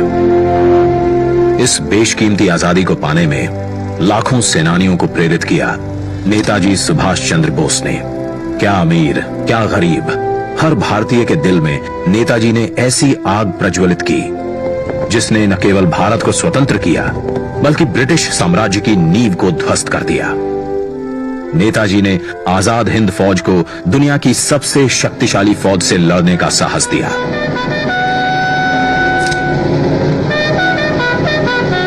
भारत की पहली अंतरिम सरकार की स्थापना की और 21 अक्टूबर 1943 को पहली बार भारत की धरती पर राष्ट्रीय ध्वज फहराया। नेताजी सुभाष चंद्र बोस के बेमिसाल योगदान को, उनके अदम्य साहस भरे प्रेरक जीवन को समय के साथ उस तरह याद नहीं किया गया जिसके वो हकदार थे। वर्ष 2014 में जब श्री नरेंद्र मोदी जी देश के प्रधानमंत्री बने, उन्होंने नेताजी के जीवन और संदेश नई पीढ़ी तक प्रभावी तरीके से पहुंचाने के लिए संकल्पबद्ध प्रयास किए। उनके नेतृत्व में भारत सरकार ने नेताजी के परिवार के सदस्यों को सम्मानित किया। नेताजी के अंडमान निकोबार की ऐतिहासिक यात्रा के 75 वर्ष पूरे होने के उपलक्ष्य में अंडमान स्थित हैवलॉक द्वीप को स्वराज नील द्वीप को शहीद और रॉस द्वीप को नेताजी सुभाष चंद्र बोस द्वीप का नाम दिया। लाल किले में नेताजी को समर्पित ಎಸ್ ಬಗ್ಗೆ ಸಾಕಷ್ಟು ಇನ್ಫಾರ್ಮೇಶನ್ ಕೊಡೋದಕ್ಕೆ ನಮ್ಮ ಜೊತೆಗೆ ನೇರ ಸಂಪರ್ಕದಲ್ಲಿ ಜಾಯಿನ್ ಆಗ್ತಾ ಇದ್ದಾರೆ ರಾಘವೇಂದ್ರ ಗುಡಿ, ಡೆಪ್ಯೂಟಿ ನ್ಯೂಸ್ ಎಡಿಟರ್. ರಾಘವೇಂದ್ರ, ಇದೀಗ ಮೋದಿಯ ಕನಸಿನ ಪ್ರಾಜೆಕ್ಟ್ ಅಂತಾನೆ ಹೇಳಲಾಗ್ತಾ ಇತ್ತು, ಇದೀಗ ಕರ್ತವ್ಯ ಪಥ ಉದ್ಘಾಟನೆಯಾಗಿದೆ. ಹಾಗಾದ್ರೆ ಕರ್ತವ್ಯ ಪಥದ ವಿಶೇಷತೆ ಏನು, ಹೈಲೈಟ್ಸ್ ಏನು, ಇದು ಯಾವ ರೀತಿ ಜನರಿಗೆ ಸಹಕಾರಿಯಾಗಲಿದೆ? ಚೈತ್ರ, ಒಂದು ಸಮಯದಲ್ಲಿ ಸೂರ್ಯ ಮುಳುಗದ ಸಾಮ್ರಾಜ್ಯ ಅಂತಾನೆ ಖ್ಯಾತವಾಗಿದ್ದಂಥ ಇಂಗ್ಲೆಂಡ್ ಏನಿತ್ತು ಅದರ ಒಂದು ಕುರು ಆಗಿದ್ದಂಥ ಒಂದು ಈ ಕಿಂಗ್ಸ್ ವೇ ಅಥವಾ ರಾಜ್ಪಥ್ ಅನ್ನೋ ಹೆಸರನ್ನ ಈ ಒಂದು ಸೂರ್ಯ ಮುಳುಗಿದ ಈ ಒಂದು ಸಂಜೆಯ ಸಮಯದಲ್ಲಿ ಪ್ರಧಾನಮಂತ್ರಿ ನರೇಂದ್ರ ಮೋದಿ ಅವರು ಬದಲಾಯಿಸಿದ್ದಾರೆ. ಜೊತೆಗೆ ನೇತಾಜಿ ಸುಭಾಷ್ ಚಂದ್ರ ಬೋಸ್ ಅವರ ಪ್ರತಿಮೆಯನ್ನ ಕೂಡ ಉದ್ಘಾಟನೆ ಮಾಡಲಾಗಿದೆ. ಈ ಒಂದು ಪಾತ್ ಏನಿದೆ ಅಥವಾ ಈ ರಸ್ತೆ ಏನಿದೆ ಇದು ತನ್ನದೇ ಆಗಿರ್ತಕ್ಕಂಥ ಒಂದು ಐತಿಹಾಸಿಕ ಮಹತ್ವವನ್ನು ಹೊಂದಿರುವಂತದ್ದು, ಜೊತೆಗೆ ಮುಂದೆ ಭಾರತದ ಭವಿಷ್ಯವನ್ನ ಕೂಡ ರೂಪಿಸೋದಕ್ಕೆ ಸಹಕಾರಿಯಾಗುವಂತ ಒಂದು ಸಂದರ್ಭ ಮತ್ತು ಆ ಒಂದು ಸ್ಥಳದಲ್ಲಿ ಇರ್ತಕ್ಕಂಥ ಒಂದು ರಹದಾರಿ ಇದು. ಯಾಕಂದ್ರೆ ಈ ರಾಜ್ಪಥ್ ಅಂತ ಹೆಸರು ಹೇಗೆ ಬಂತು, ಇದಕ್ಕಿಂತ ಮುಂಚಿತವಾಗಿ ಏನ್ ಕರೀತಾ ಇದ್ರು ಅಂತ ನೋಡೋದಾದ್ರೆ ಅದು 1911ರ ಸಮಯ ಚೈತ್ರ. ಆ ಸಮಯದಲ್ಲಿ ಕಿಂಗ್ಸ್ ಜಾರ್ಜ್ 5 ಅಂತ ಅವತ್ತು ಇಂಗ್ಲೆಂಡ್ನ ಅವತ್ತು ಇಂಡಿಯಾದ ಎಂಪರರ್ ಅಂತಾನೆ ಅವರನ್ನ ಗುರುತಿಸಲಾಗ್ತಾ ಇರುತ್ತೆ. ಅವರು ಭಾರತಕ್ಕೆ ಬಂದಂತ ಸಂದರ್ಭದಲ್ಲಿ ದೆಹಲಿ ದರ್ಬಾರಿಗೆ ಭೇಟಿಯನ್ನ ಕೊಟ್ಟಿರ್ತಾರೆ 1911ನೇ ಇಸ್ವಿಯಲ್ಲಿ. ಆ ಒಂದು ಭೇಟಿಯ ನೆನಪಿಗೋಸ್ಕರ ಅದಕ್ಕೆ ಒಂದು ಕಿಂಗ್ಸ್ ವೇ ಅಂತ ಹೆಸರನ್ನ ಕೊಟ್ಟಿರ್ತಾರೆ. ಆದ್ರೆ ನಮ್ಮ ದುರ್ದೈವನೋ ಅಥವಾ ಸದೈವನ ನೋಡಿ, ಒಂದು ಭಾರತ ಸ್ವತಂತ್ರ ಆಗತ್ತೆ, ಸ್ವತಂತ್ರವಾದ ಬಳಿಕ ಆದ್ರೂ ಅದರ ಹೆಸರನ್ನ ಬದಲಾಗುತ್ತಾ ಅಥವಾ ಪ್ರಜಾಪ್ರಭುತ್ವ ವೇ ಆಗಬಹುದಿತ್ತು, ಪ್ರಜೆಗಳ ದಾರಿ ಅಂತ ಆಗ್ಬೋದಿತ್ತು ಅಂತ ನೋಡೋದಾದ್ರೆ ಕೇವಲ ಅದರ ಇಂಗ್ಲಿಷ್ ಟ್ರಾನ್ಸ್ಲೇಷನ್ ಆಗುತ್ತೆ ದೇವನಾಗರಿ ಭಾಷೆಗೆ, ಅದನ್ನ ರಾಜ್ಪಥ್ ಅಂತ ಕರೆಯೋದಕ್ಕೆ ಶುರು ಮಾಡ್ತಾರೆ. 1947ರಿಂದ ಇವತ್ತಿನವರೆಗೂ 2022ವರೆಗೂ ಕೂಡ ಅದನ್ನ ರಾಜ್ಪಥ್ ಅಂತಾನೆ ಕರಿತಾ ಇರ್ತಾರೆ. ನಾವು ನೋಡ್ತೀವಿ ಈಗ ಪ್ರಜಾಪ್ರಭುತ್ವ ಒಂದು ರಾಷ್ಟ್ರದಲ್ಲಿ ರಾಜಪ್ರಭುತ್ವ ಎಲ್ಲಿರುತ್ತೆ, ರಾಜರ ದಾರಿ ಎಲ್ಲಿರುತ್ತೆ. ಯಾಕಂದ್ರೆ ಇಲ್ಲಿ ಪ್ರಜೆಗಳೇ ನಾವು ಮಹಾಪ್ರಭುಗಳು ಅಂತೀವಿ, ಪ್ರಜೆಗಳೇ ಇಲ್ಲಿ ದೇವರು ಅಂತ ಅನ್ಲಾಗುತ್ತೆ, ಇಲ್ಲಿ ಪ್ರಜೆಗಳೇ ರಾಜರಾಗಿರ್ತಾರೆ. ಅಂತ ಒಂದು ಪ್ರಜಾಪ್ರಭುತ್ವ ರಾಷ್ಟ್ರದಲ್ಲಿ ಹೇಗೆ ಇದು ರಾಜ್ಪಥ್ ಆಗಿರುತ್ತೆ ಅಂತ ಸಹಜವಾದಂತ ಪ್ರಶ್ನೆಗಳು ಬರ್ತಾ ಇರ್ತವೆ. ಒಬ್ಬ ಇಂಗ್ಲೆಂಡ್ನ ಎಂಪರರ್, ಇಂಗ್ಲೆಂಡ್ನ ರಾಜನ ನೆನಪಿಗೋಸ್ಕರ ಇವತ್ತು ಸ್ವತಂತ್ರ ಭಾರತದಲ್ಲಿ ಭಾರತ ಸ್ವತಂತ್ರವಾಗಿ 75 ವರ್ಷ ಕಳೆದ ಬಳಿಕ ಕೂಡ ಅದನ್ನೇ ಇವತ್ತು ಕರೆಯಲಾಗುತ್ತಾ ಅಂತ ಕೂಡ ಪ್ರಶ್ನೆಗಳು ಬರ್ತಾ ಇರ್ತವೆ. ಆ ಪ್ರಶ್ನೆಗೆ ಉತ್ತರವಾಗಿ ಇವತ್ತು ನಮಗೆ ಅದಕ್ಕೆ ಉತ್ತರ ಸಿಗ್ತಾ ಇರುವಂತದ್ದು, ಅದನ್ನ ಕರ್ತವ್ಯ ಪಥ ಅಂತ ಹೆಸರನ್ನ ಬದಲು ಮಾಡಲಾಗಿದೆ. ನೀವೊಂದು ಅತ್ಯಂತ ಮುಖ್ಯವಾದಂತಹ ಪ್ರಶ್ನೆಯನ್ನ ಕೇಳಿದ್ರಿ ಚೈತ್ರ, ಏನಂದ್ರೆ ಇದರಿಂದ ಪ್ರಜೆಗಳಿಗೆ ಏನು ಲಾಭ ಅಂತ. ಮುಖ್ಯವಾಗಿ ಇಲ್ಲಿ ಪ್ರಜೆಗಳಿಗೆ ಏನು ಲಾಭ ಅಂತ ನೋಡೋದಾದ್ರೆ ಒಂದು ಮನಸ್ಥಿತಿ ಇರುತ್ತೆ. ನಾವು ಒಂದು ಇಲ್ಲಿ ಸ್ವತಂತ್ರ ಅಂತ ಬಂದಾಗ ಚೈತ್ರ ಎರಡು ರೀತಿಯಾಗಿರುತ್ತೆ, ಒಂದು ಭೌತಿಕವಾಗಿರ್ತಕ್ಕಂಥ ಸ್ವಾತಂತ್ರ್ಯ, ಮತ್ತೊಂದು ಮಾನಸಿಕವಾಗಿರ್ತಕ್ಕಂಥ ಸ್ವಾತಂತ್ರ್ಯ. ನಮಗೆ ಭೌತಿಕವಾದಂತಹ ಸ್ವಾತಂತ್ರ್ಯ 1947 ಆಗಸ್ಟ್ 15ಕ್ಕೆ ಸಿಕ್ಕಿರುತ್ತೆ. ಆದ್ರೆ ಇವತ್ತು ಕೂಡ ಎಷ್ಟೋ ಸಂದರ್ಭದಲ್ಲಿ ಒಂದು ಮಾನಸಿಕವಾದಂತಹ ದಾಸ್ಯದಿಂದ ಬಳಲ್ತಾ ಇರುವಂತದ್ದನ್ನ ನಾವು ಕಾಣ್ತೀವಿ. ಜೊತೆಗೆ ಅದರ ನಮ್ಮ ಒಂದು ಆಡಳಿತ ವರ್ಗ ಏನಿದೆ ಅವರು ಕೂಡ ರಾಜರ ಮನಸ್ಥಿತಿಯಲ್ಲಿ ಆ ಒಂದು ರಾಜ ದರ್ಬಾರ್ನ ಮನಸ್ಥಿತಿಯನ್ನೇ ಕ್ಯಾರಿ ಮಾಡ್ಕೊಂಡು ಬಂದಿರೋದನ್ನ ಕೂಡ ಹಲವು ಸಂದರ್ಭಗಳಲ್ಲಿ ನಾವು ಗಮನಿಸಿದೀವಿ. ನಾವು ಆ ರೀತಿಯಾಗಿ ಸಾಕಷ್ಟು ವರದಿಗಳನ್ನು ಕೂಡ ಮಾಡಿದೀವಿ. ಹೇಗೆ ಪ್ರತಿನಿಧಿಗಳು ಜನರ ಒಂದು ರಾಜರಂತೆ ತಮ್ಮ ನಡವಳಿಕೆಯನ್ನು ತೋರ್ತಾರೆ ಅಂತ. ಹೀಗಾಗಿ ಅದರ ಒಂದು ಅದನ್ನ ಬದಲಾವಣೆ ಮಾಡುವಂತದ್ದು, ಮನಸ್ಥಿತಿಯ ಬದಲಾವಣೆಗಳು ಕೂಡ ಇಲ್ಲಿ ಪ್ರಮುಖವಾದಂತಹ ಪಾತ್ರವನ್ನ ವಹಿಸುತ್ತೆ. ಜೊತೆಗೆ ಈ ರಾಜ್ಪಥ್ ಇರ್ತಕ್ಕಂಥ ಏರಿಯಾದಲ್ಲಿ ಭಾರತದ ಪ್ರಮುಖವಾದಂತಹ ನಿರ್ಧಾರವನ್ನ ತೆಗೆದುಕೊಳ್ಳುವಂತ ಪಾರ್ಲಿಮೆಂಟ್ ಇದೆ, ಜೊತೆಗೆ ನಾರ್ತ್ ಬ್ಲಾಕ್ ಇದೆ, ಸೌತ್ ಬ್ಲಾಕ್ ಇದೆ, ಅದಕ್ಕೆ ಒಂದು ಹೊಂದಾಣಿಕೆ ಆಗುವ ಹಾಗೆ ರಾಷ್ಟ್ರಪತಿ ಭವನ ಇದೆ, ಈಗ ಅಲ್ಲಿ ಸೆಂಟ್ರಲ್ ವಿಸ್ತಾ ಕೂಡ ನಿರ್ಮಾಣ ಆಗ್ತಾ ಇದೆ. ಹೀಗಾಗಿ ಭಾರತದ ಪ್ರತಿಯೊಂದು ಒಂದು ಅಭಿವೃದ್ಧಿಯ ಸಂಕೇತವಾಗಿರ್ತಕ್ಕಂಥ ಪ್ರಮುಖವಾದಂತಹ ರಸ್ತೆ, ಪ್ರಮುಖವಾದಂತಹ ಪ್ರದೇಶ ಅದು. ಹೀಗಾಗಿ ಆ ಒಂದು ರಾಜ್ಪಥ್ ಏನಿದೆ ಈಗ ಕರ್ತವ್ಯ ಪಥ್ ಅಂತ ಬದಲಾಗಿದೆ. ಅದು ಕೇವಲ ಹೆಸರು ಬದಲಾಗೋದಲ್ಲ, ಬದಲಿಗೆ ಈ ಹೆಸರು ಬದಲಾಗೋದ್ರಿಂದಾಗಿ ಆ ಕರ್ತವ್ಯ ಪ್ರಜ್ಞೆ ಕೂಡ ಇನ್ನೂ ದೊಡ್ಡ ಮಟ್ಟದಲ್ಲಿ ಆಡಳಿತ ವರ್ಗದಲ್ಲಿ, ಜೊತೆಗೆ ಅಲ್ಲಿರ್ತಕ್ಕಂಥ ಆಫೀಸರ್ಸ್ಗಳಲ್ಲಿ, ಪ್ರತಿಯೊಬ್ಬ ನಾಗರಿಕಲ್ಲೂ ಕೂಡ ಆ ಒಂದು ಪ್ರಜ್ಞೆ ಮೂಡಬೇಕಾಗುತ್ತೆ. ಯಾಕಂದ್ರೆ ನಾಳೆ ಈಗ ಆಗಸ್ಟ್ 15 ಆಯ್ತು, ನೆಕ್ಸ್ಟ್ ಅಲ್ಲಿ ಜನವರಿ 26 ಏನ್ ಬರುತ್ತೆ, ಒಂದು ರಿಪಬ್ಲಿಕ್ ಡೇ ಏನ್ ಬರುತ್ತೆ, ಭಾರತದ ಗಣರಾಜ್ಯೋತ್ಸವ ದಿನ ಕೂಡ ಇದೇ ಒಂದು ರಸ್ತೆಯಲ್ಲಿ ಪರೇಡ್ ಗಳನ್ನ ಮಾಡಲಾಗುತ್ತೆ. ಆ ಒಂದು ಸಂದರ್ಭದಲ್ಲಿ ಭಾರತ ಸಂವಿಧಾನವನ್ನ ಒಪ್ಪಿಕೊಂಡಂತ ದಿನ, ಸಂವಿಧಾನವನ್ನ ಜಾರಿಗೆ ತಂದಂತ ದಿನ, ಅವತ್ತು ಕೂಡ ಇದೇ ರಸ್ತೆಯಲ್ಲಿ ಹೋಗ್ತಾ ಇರುತ್ತೆ. ಹೀಗಾಗಿ ಪ್ರತಿ ಬಾರಿ ಕರ್ತವ್ಯ ಪಥ ಏನಿದೆ, ಕರ್ತವ್ಯ ಪ್ರಜ್ಞೆಯನ್ನ ನಾಗರಿಕರಿಗೆ ಮತ್ತೆ ಆಡಳಿತ ವರ್ಗಕ್ಕೆ ಇಬ್ಬರಿಗೂ ಕೂಡ ಪ್ರತಿ ಬಾರಿ ನೆನಪಿಸ್ತಾ ಇರಬೇಕಾಗುತ್ತೆ. ಅಂದ್ರೆ ಮಾತ್ರ ಇದರ ಒಂದು ಉದ್ದೇಶ ಈಡೇರುತ್ತೆ. ಹಾಗಂದ ಮಾತ್ರಕ್ಕೆ ಕೇವಲ ಇದೊಂದೇ ರಸ್ತೆ ಹೆಸರನ್ನ ಬದಲು ಮಾಡಿದಾರ ಅಂತ ನೋಡೋದಾದ್ರೆ ಚೈತ್ರ, ಅದು ಕೂಡ ಇಲ್ಲ. ಯಾಕಂದ್ರೆ ಸಾಕಷ್ಟು ರಸ್ತೆಗಳ ಹೆಸರುಗಳನ್ನ ಈಗ ದೆಹಲಿಯಲ್ಲಿ ಬದಲು ಮಾಡಲಾಗಿದೆ. ಅದರಲ್ಲೂ ಪ್ರಮುಖವಾಗಿ ಔರಂಗಜೇಬ ರಸ್ತೆ ಅಂತ ಇತ್ತು, ಅದನ್ನ APJ ಅಬ್ದುಲ್ ಕಲಾಂ ರಸ್ತೆ ಅಂತ ಮಾಡಲಾಗಿದೆ. ಅದೇ ರೀತಿಯಾಗಿ ಅಲ್ಲಿರ್ತಕ್ಕಂಥ ಬೇರೆ ಬೇರೆ ರಸ್ತೆಗಳನ್ನ ಕೂಡ ಸಾಕಷ್ಟು ಹೆಸರುಗಳನ್ನ ಬದಲು ಮಾಡಲಾಗಿದೆ. ಆ ಮೂಲಕವಾಗಿ ಒಂದು ಭವಿಷ್ಯದೆಡೆಗೆ ನೋಡಿದಾಗ ಈ ಒಂದು ಇತಿಹಾಸದಲ್ಲೂ ಕೂಡ ನಾವು ನೋಡಿದ್ವಿ, ಭವಿಷ್ಯದಲ್ಲೂ ನೋಡಿದ್ವಿ ಭಾರತ ಒಂದು ಸ್ವತಂತ್ರ, ನಿಜ ಅರ್ಥದಲ್ಲಿ ಸ್ವತಂತ್ರ ರಾಷ್ಟ್ರವಾಗಿ ಮತ್ತೆ ಪ್ರತಿಯೊಬ್ಬರು ಭಾರತೀಯರು ಕೂಡ ಅದನ್ನ ಒಂದು ಪ್ರೌಡ್ ಮಾಡೋ ರೀತಿಯಾಗಿ ಒಂದು ರೂಪಿಸಬೇಕು ಅಂತ ಹೇಳಿ ಇವತ್ತು ಆ ಉದ್ದೇಶದಿಂದ ಏನೋ ಒಂದು ಹೆಸರನ್ನ ಬದಲಾವಣೆ ಮಾಡಲಾಗಿದೆ. ಇದು ಕೇವಲ ಒಂದು ನೆಪ ಮಾತ್ರಕ್ಕೆ ಅಥವಾ ಒಂದು ಸೂಚಕವಾಗಿ ನೀಡೋ ಒಂದು ಸೂಚನೆಯನ್ನು ನೀಡೋ ರೀತಿಯಾಗಿ ಇರಬಾರ್ದು, ಬದಲಾಗಿ ಅದು ನಿಜಕ್ಕೂ ಒಂದು ಕರ್ತವ್ಯವಾಗಿ ಬದಲಾಗಬೇಕಾಗುತ್ತೆ. ಅವಾಗ ಮಾತ್ರ ಈ ಕರ್ತವ್ಯ ಪಥಕ್ಕೆ ಒಂದು ಉತ್ತಮವಾದಂತ ನಾಂದಿ ಆಗುತ್ತೆ, ಅದರ ಒಂದು ಅರ್ಥ ಕೂಡ ಅರ್ಥಪೂರ್ಣವಾದಂತಹ ಕಾರ್ಯಕ್ರಮ ಕೂಡ ಆಗಿ ಇದು ಬದಲಾಗಿರುತ್ತೆ. ಇನ್ನೊಂದು ಪ್ರಮುಖ ಅಂಶ ಏನಂತ ನೋಡೋದಾದ್ರೆ, ಹಾಗೆ ಕೇವಲ ಒಂದು ರಸ್ತೆಯನ್ನ ಬದಲು ಮಾಡೋದ್ರಿಂದಾಗಿ ನಮ್ಮ ಇತಿಹಾಸವನ್ನ ಬದಲಿಸೋಕೆ ಸಾಧ್ಯ ಆಗುತ್ತಾ, ಅಥವಾ ಅಲ್ಲಿ ಆ ಒಂದು ಲುಟಿಯಾನ್ಸ್ ಟೈಮ್ ಅಲ್ಲಿ ಕಟ್ಟಿದಂತ ಒಂದು ಇವತ್ತಿನ ಪಾರ್ಲಿಮೆಂಟ್ ಏನಿದೆ, ಆ ಒಂದು ಪ್ರದೇಶ ಏನಿದೆ, ಅದರಲ್ಲಿ ಏನಾದ್ರೂ ಬದಲಾವಣೆಗಳನ್ನ ಮಾಡೋದಕ್ಕೆ ಸಾಧ್ಯ ಆಗೋದಿಲ್ಲ ಅಂತ ಕೂಡ ಸಹಜವಾದಂತಹ ಪ್ರಶ್ನೆಗಳು ಬರ್ತಾ ಇರುತ್ತೆ ಚೈತ್ರ. ಅದಕ್ಕೆ ಉತ್ತರವಾಗಿ ನೋಡಿದಾಗ ಆ ಒಂದು ಪ್ರದೇಶದಲ್ಲಿ ಸೆಂಟ್ರಲ್ ವಿಸ್ತಾ ಪ್ರಾಜೆಕ್ಟ್ ಅನ್ನ ಕೂಡ ಜಾರಿ ಮಾಡಲಾಗ್ತಾ ಇದೆ. ಇನ್ನು ಕೆಲವೇ ದಿನಗಳಲ್ಲಿ ನಮ್ಮ ಭಾರತ ದೇಶಕ್ಕೆ ಹೊಸದಾಗಿರ್ತಕ್ಕಂಥ ಒಂದು ಪಾರ್ಲಿಮೆಂಟ್ ದೊರೆಯುತ್ತೆ. ಹೊಸದಾದಂತಹ ಪಾರ್ಲಿಮೆಂಟ್ ಅನ್ನೋದಕ್ಕಿಂತ ಹೆಚ್ಚಾಗಿ ಭಾರತೀಯರ ಒಂದು ತೆರಿಗೆ ಹಣದಿಂದ ಕಟ್ಟಿರತಕ್ಕಂಥ ಭಾರತೀಯರೇ ತಮಗೆ ತಾವೇ ಅರ್ಪಿಸಿಕೊಳ್ಳುವಂತ ಒಂದು ಸಂಸತ್ ಭವನ ಕೂಡ ನಿರ್ಮಾಣ ಆಗ್ತಾ ಇದೆ. ಅಲ್ಲೇ ನಾವೀಗ ಸೌತ್ ಬ್ಲಾಕ್ ಅಂತ ಏನ್ ಹೇಳಿದ್ವಿ ಅಂದ್ರೆ ರಕ್ಷಾ ವಿಚಾರಕ್ಕೆ ಸಂಬಂಧಪಟ್ಟಂತ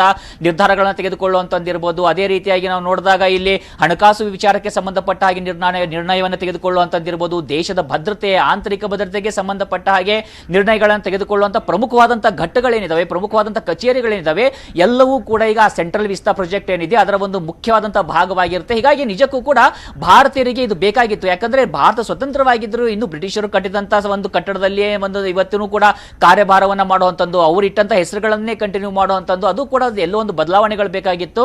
ಇನ್ನು ಆಗಸ್ಟ್ 15ಕ್ಕೆ ನಾವು ನೋಡ್ತಾ ಇದ್ವಿ, ಸ್ವತಂತ್ರ ದಿನಾಚರಣೆ ದಿನ ಪ್ರಧಾನಮಂತ್ರಿ ನರೇಂದ್ರ ಮೋದಿ ಒಂದು ಭಾಷಣವನ್ನ ಮಾಡಿರ್ತಾರೆ ಚೈತ್ರ. ಅದರಲ್ಲಿ ಭಾಷಣದಲ್ಲಿ ಅವರು ಸ್ಪಷ್ಟವಾಗಿ ಹೇಳ್ತಾರೆ, ಈಗ ಭಾರತಕ್ಕೆ ಸ್ವತಂತ್ರ ಸಿಕ್ಕು 75 ವರ್ಷಗಳಾಗಿದ್ದಾವೆ. ಜೊತೆಗೆ ಅದು ಅಷ್ಟೇ ಸಾಕಾಗೋದಿಲ್ಲ, ಬದಲಾಗಿ ನಮ್ಮ ಮನಸ್ಸಿನಲ್ಲಿ ಅಥವಾ ನಮ್ಮ ದೈನಂದಿನ ಕಾರ್ಯದಲ್ಲಿರ್ಬೋದು ಒಂದು ಚಿಕ್ಕದಾಗಿರ್ತಕ್ಕಂಥ ಗುಲಾಮಿತನದ ಸಂಕೇತ ಏನೇ ಇರಲಿ ಅದನ್ನು ನಾವು ಸಂಪೂರ್ಣವಾಗಿ ಅಳಿಸಿ ಹಾಕಬೇಕಾಗುತ್ತೆ ಅಂತ. ಹೀಗಾಗಿ ನಮ್ಮ ಒಂದು ಭಾರತದ ನೇವಿ ಏನಿದೆ, ಆ ನೇವಿಯ ಒಂದು ಜೆಂಡಾ ಏನಿತ್ತು ಅದರಲ್ಲಿರ್ತಕ್ಕಂಥ ಒಂದು ಚಿಹ್ನೆಯನ್ನು ಕೂಡ ಬದಲು ಮಾಡಿ ಈಗ ಭಾರತದ ಒಂದು ರಾಷ್ಟ್ರಧ್ವಜವನ್ನು ತರಲಾಗಿದೆ. ಜೊತೆಗೆ ಅದರಲ್ಲಿ ಭಾರತದ ರಾಷ್ಟ್ರಧ್ವಜದ ಜೊತೆಗೇನೆ ಒಂದು ಛತ್ರಪತಿ ಶಿವಾಜಿ ಮಹಾರಾಜ್ ಅವರಿಂದ ಪ್ರೇರಣೆ ಆಗಿರ್ತಕ್ಕಂಥ ಒಂದು ಆಕ್ಟಾಗೋನಲ್ ಒಂದು ಚಿಹ್ನೆ ಏನಿತ್ತು ಅದನ್ನು ಕೂಡ ಬಳಕೆ ಮಾಡಿಕೊಳ್ಳಲಾಗಿದೆ. ಹೀಗಾಗಿ ಒಂದು ಕಡೆಯಿಂದ ಆತ್ಮನಿರ್ಭರ್ ಭಾರತ್, ಇನ್ನೊಂದು ಕಡೆಯಿಂದ ಸಂಪೂರ್ಣವಾಗಿ ದಾಸ್ಯದಿಂದ ಮುಕ್ತಿಯಾದಂತಹ ಭಾರತ್, ಆ ನಿಟ್ಟಿನಲ್ಲಿ ಇವತ್ತು ಭಾರತ ಪ್ರಮುಖವಾದಂತಹ ಹೆಜ್ಜೆಯನ್ನ ಇಡ್ತಾ ಇದೆ. ಆದ್ರೆ ಇದು ಕೇವಲ ಒಂದು ತೋರಿಕೆಗೆ ಆಗದೇನೆ ಅದು ನಿಜಕ್ಕೂ ಕೂಡ ಒಂದು ಜಾರಿಗೆ ಬಂದಂತಹ ಸಂದರ್ಭದಲ್ಲಿ, ಪ್ರತಿಯೊಬ್ಬರು ಭಾರತೀಯರು ಅದನ್ನು ಓನ್ ಮಾಡಿದಂತಹ ಸಂದರ್ಭದಲ್ಲಿ ಖಂಡಿತವಾಗಿಯೂ ಮುಂಬರುವಂತಹ ದಿನಗಳಲ್ಲಿ ಭಾರತ ಮತ್ತಷ್ಟು ವೇಗವಾಗಿ ಅಭಿವೃದ್ಧಿ ಆಗುತ್ತೆ, ಮತ್ತೆ ಬದಲಾವಣೆಗಳನ್ನು ಕೂಡ ನಾವು ಗಮನಿಸೋದಕ್ಕೆ ಸಾಧ್ಯ ಆಗುತ್ತೆ ಚೈತ್ರ. ಥ್ಯಾಂಕ್ ಯು ರಾಘವೇಂದ್ರ ತಮ್ಮೆಲ್ಲ ಇನ್ಫಾರ್ಮೇಶನ್ಗೆ. शाम होते ही कर्तव्य पथ स्पेशल लाइटिंग से जगमगा उठता है।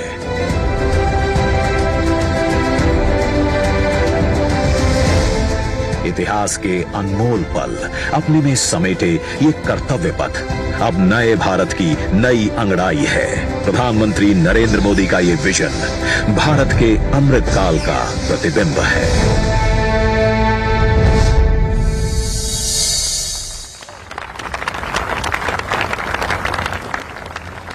आजादी के 75 साल बाद नेताजी की प्रतिमा से अलंकृत कर्तव्य पथ मानो अपने भाग्य पर इतरा रहा है, क्योंकि नेताजी सुभाष चंद्र बोस कोई व्यक्ति विशेष नहीं बल्कि एक युग का पर्याय है। नेताजी के सपनों का सशक्त भारत बनाने के लिए माननीय प्रधानमंत्री राष्ट्र निर्माण में अपनी कार्यांजलि अर्पित करते हुए पुरुषार्थ के नित नए कीर्ति स्तंभ गढ़ रहे हैं। ऐसे शिखर जहां पुनः विश्व गुरु सा उभरता हिंदुस्तान नजर आता है। आपसे करबद्ध आग्रह मान्यवर की अपने दिव्य उद्गारों से हमें कृतार्थ करें, अपने आशीर्वचनों से हमारा मार्गदर्शन करें माननीय प्रधानमंत्री महोदय।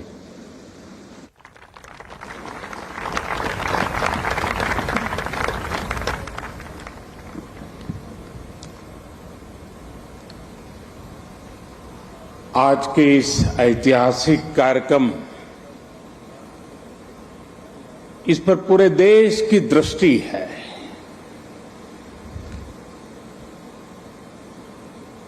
सभी देशवासी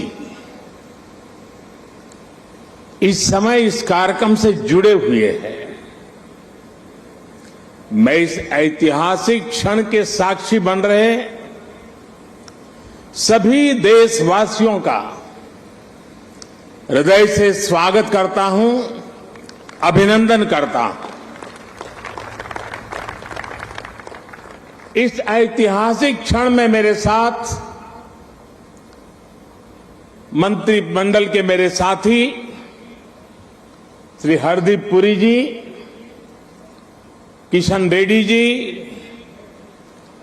अर्जुन राम मेघवाल जी, मीनाक्षी लेखी जी, कौशल किशोर जी आज मेरे साथ मंच पर उपस्थित हैं। देश के अनेक गणमान्य अतिथिगण वे भी आज यहां उपस्थित हैं। साथियों, आजादी के अमृत महोत्सव में देश को आज एक नई प्रेरणा मिली है, नई ऊर्जा मिली है। आज हम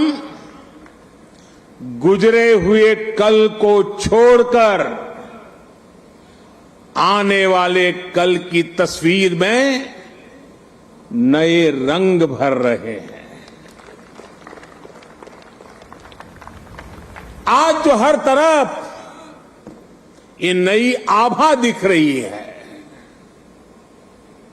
वो नए भारत के आत्मविश्वास की आभा है। गुलामी का प्रतीक किंग्सवे यानी राजपथ आज से इतिहास की बात हो गया है, हमेशा के लिए मिट गया है। आज कर्तव्य पथ के रूप में नए इतिहास का सृजन हुआ है। मैं सभी देशवासियों को आजादी के इस अमृत काल में गुलामी की एक और पहचान से मुक्ति के लिए बहुत बहुत बधाई देता हूं। साथियों, आज इंडिया गेट के समीप हमारे राष्ट्र नायक नेताजी सुभाष चंद्र बोस की विशाल प्रतिमा भी, मूर्ति भी स्थापित हुई है। गुलामी के समय यहां ब्रिटिश राज सत्ता के प्रतिनिधि की प्रतिमा लगी हुई थी। आज देश ने उसी स्थान पर नेताजी की मूर्ति की स्थापना करके आधुनिक और सशक्त भारत की प्राण प्रतिष्ठा भी कर दी है।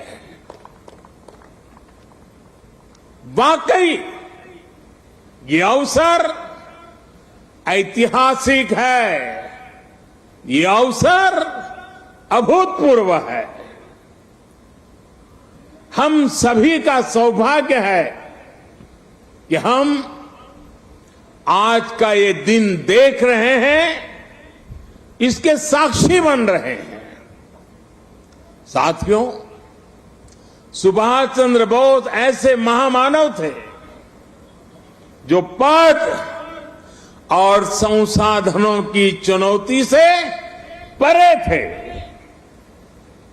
उनकी स्वीकार्यता ऐसी थी कि पूरा विश्व उन्हें नेता मानता था। उनमें साहस था, स्वाभिमान था, उनके पास विचार थे, विजन था, उनके नेतृत्व की क्षमता थी, नीतियां थी। नेताजी सुभाष कहा करते थे, भारत वो देश नहीं जो अपने गौरवमयी इतिहास को भुला दे। भारत का गौरवमयी इतिहास हर भारतीय के खून में है, उसकी परंपराओं में है। नेताजी सुभाष भारत की विरासत पर गर्व करते थे और भारत को जल्द से जल्द आधुनिक भी बनाना चाहते थे। अगर आजादी के बाद हमारा भारत सुभाष बाबू की राह पर चला होता तो आज देश कितनी ऊंचाइयों पर होगा। लेकिन दुर्भाग्य से आजादी के बाद हमारे इस महानायक को भुला दिया गया, उनके विचारों को, उनसे जुड़े प्रतीकों तक को नजरअंदाज कर दिया गया। सुभाष बाबू के 125वें जयंती वर्ष के आयोजन के अवसर पर मुझे कोलकाता में उनके घर जाने का सौभाग्य मिला था। नेताजी से जुड़े स्थान पर उनकी जो अनंत ऊर्जा थी, मैंने उसे महसूस किया। आज देश का प्रयास है कि नेताजी की वो ऊर्जा देश का पथ प्रदर्शन करे। कर्तव्य पथ पर नेताजी की प्रतिभा इसका माध्यम बनेगी। देश की नीतियों और निर्णयों में सुभाष बाबू की छाप रहे, ये प्रतिमा इसके लिए प्रेरणा स्रोत बनेगी। भाइयों और बहनों, पिछले 8 वर्षों में हमने एक के बाद एक ऐसे कितने ही निर्णय लिए हैं जिन पर नेताजी के आदर्शों और सपनों की छाप है। नेताजी सुभाष अखंड भारत के पहले प्रधान थे जिन्होंने 1947 से भी पहले अंडमान को आजाद कराकर तिरंगा फहराया था। उस वक्त उन्होंने कल्पना की थी कि लाल किले पर तिरंगा फहराने की क्या अनुभूति होगी। इस अनुभूति का साक्षात्कार मैंने स्वयं किया जब मुझे आजाद हिंद सरकार के 75 वर्ष होने पर लाल किले पर तिरंगा फहराने का सौभाग्य मिला।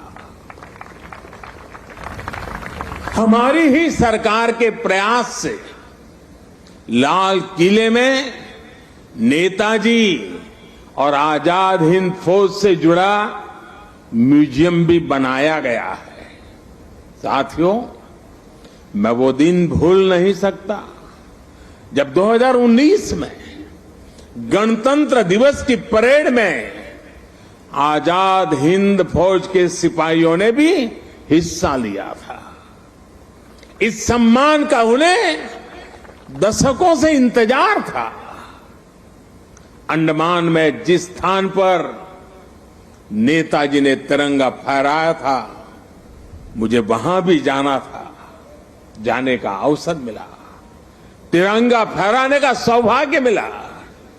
वो क्षण हर देशवासी के लिए गर्व का क्षण था। भाइयों और बहनों, अंडमान के वो द्वीप जिसे नेताजी ने सबसे पहले आजादी दिलाई थी, वो भी कुछ समय पहले तक गुलामी की निशानियों को ढोने के लिए मजबूर थे। आजाद भारत में भी उन द्वीपों के नाम अंग्रेजी शासकों के नाम पर थे।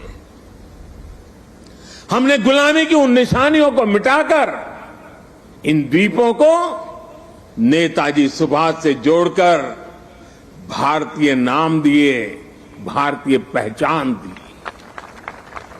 साथियों, आजादी के 75 वर्ष पूरे होने पर देश ने अपने लिए 5 प्राणों का विजन रखा है। इन 5 प्राणों में विकास के बड़े लक्ष्यों का संकल्प है, कर्तव्यों की प्रेरणा है। इसमें गुलामी की मानसिकता के त्याग का आह्वान है अपनी विरासत पर गर्व का बोध है। आज भारत के आदर्श अपने हैं, आयाम अपने हैं। आज भारत के संकल्प अपने हैं, लक्ष्य अपने हैं। आज हमारे पथ अपने हैं, हमारे प्रतीक अपने हैं। और साथियों, आज अगर राजपथ का अस्तित्व समाप्त होकर कर्तव्य पथ बना है, आज अगर जॉर्ज पंचम की मूर्ति के निशान को हटाकर नेताजी की मूर्ति लगी है, तो ये गुलामी की मानसिकता के परित्याग का पहला उदाहरण नहीं है। ये न शुरुआत है न अंत है। ये मन और मानस की आजादी का लक्ष्य हासिल करने तक निरंतर चलने वाली संकल्प यात्रा है। देश के प्रधानमंत्री जहां रहते आए हैं, उस जगह का नाम रेसकोर्स रोड से बदलकर लोक कल्याण मार्ग हो चुका है। हमारे गणतंत्र दिवस समारोह में अब भारतीय वाद्य यंत्रों की भी गूंज सुनाई देती है। बीटिंग द रिट्रीट सेरेमनी में अब देशभक्ति से सरोबार गीतों को सुनकर हर भारतीय आनंद से भर जाता है। अभी हाल ही में भारतीय नौसेना ने भी गुलामी के निशान को उतारकर छत्रपति शिवाजी महाराज के प्रतीक को धारण कर लिया है। नेशनल वॉर मेमोरियल बनाकर देश ने समस्त देशवासियों की बरसों पुरानी इच्छा को भी पूरा किया है। साथियों, ये बदलाव केवल प्रतीकों तक ही सीमित नहीं है।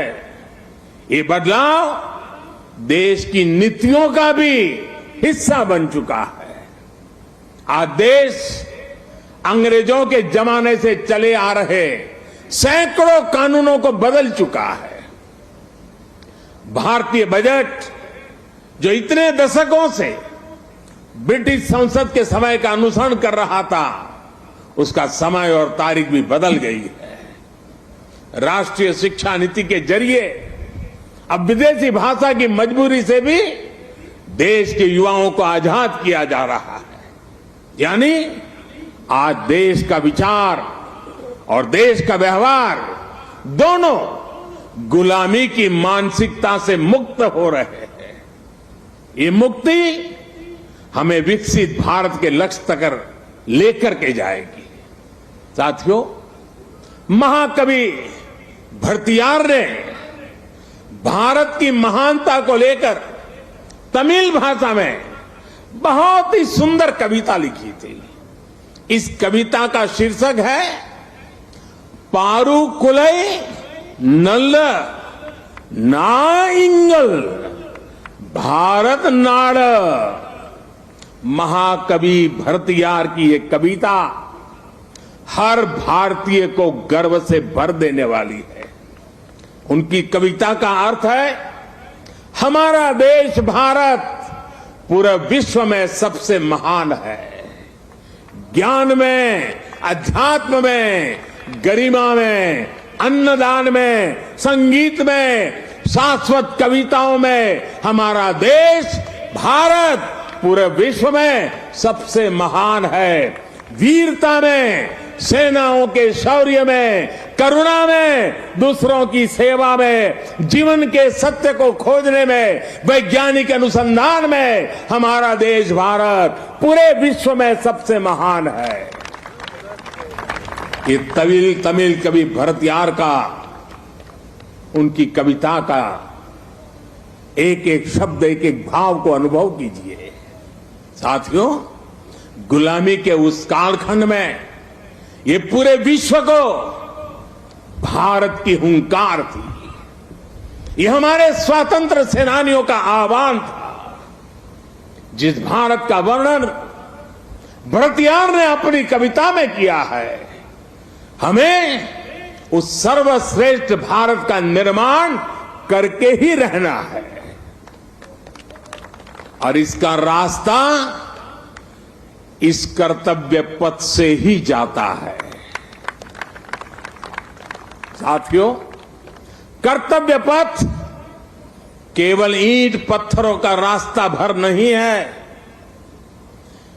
ये भारत के लोकतांत्रिक अतीत और सर्वकालिक आदर्शों का जीवंत मार्ग है।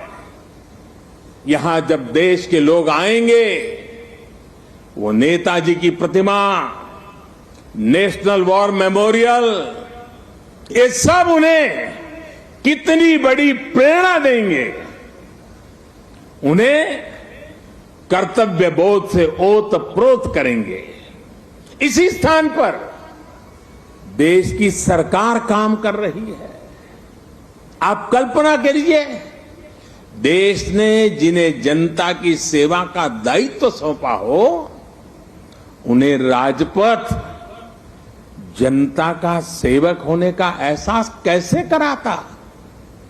अगर पथ ही राजपथ हो तो यात्रा लोकमुखी कैसे होगी? राजपथ ब्रिटिश राज के लिए था, जिनके लिए भारत के लोग गुलाम थे। राजपथ की भावना भी गुलामी का प्रतीक थी, उसकी संरचना भी गुलामी का प्रतीक थी।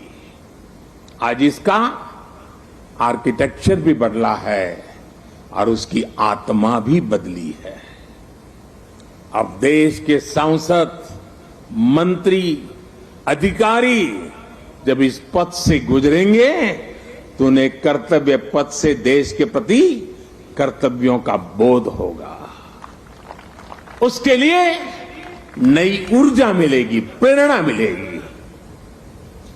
नेशनल वॉर मेमोरियल से लेकर कर्तव्य पथ से होते हुए राष्ट्रपति भवन का ये पूरा क्षेत्र, उनमें नेशन फर्स्ट, राष्ट्र ही प्रथम, इस भावना का प्रवाह प्रतिपल संचारित होगा।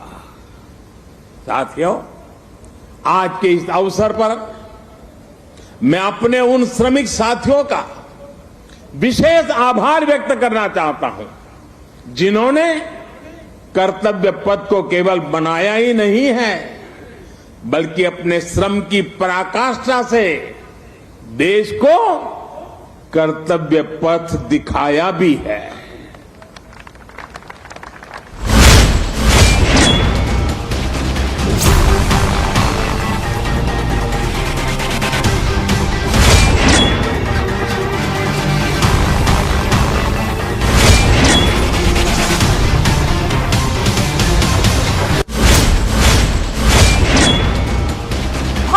ಚೀನಾ ಗಡಿಯಲ್ಲಿ ಉದ್ವಿಗ್ನ ಸ್ಥಿತಿಗೆ ಇದೀಗ ಮುಕ್ತಿ ಸಿಕ್ಕಿದೆ.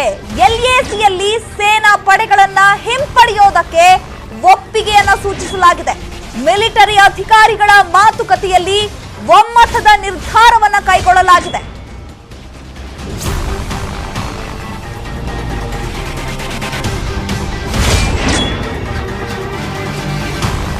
ಭಾರತ ಚೀನಾ ಗಡಿಯಲ್ಲಿ ಇದೀಗ ಉದ್ವಿಗ್ನ ಸ್ಥಿತಿ ನಿರ್ಮಾಣವಾಗಿತ್ತು. ಇದೀಗ ಆ ಉದ್ವಿಗ್ನ ಸ್ಥಿತಿಗೆ ಮುಕ್ತಿ ಸಿಕ್ಕಿದೆ.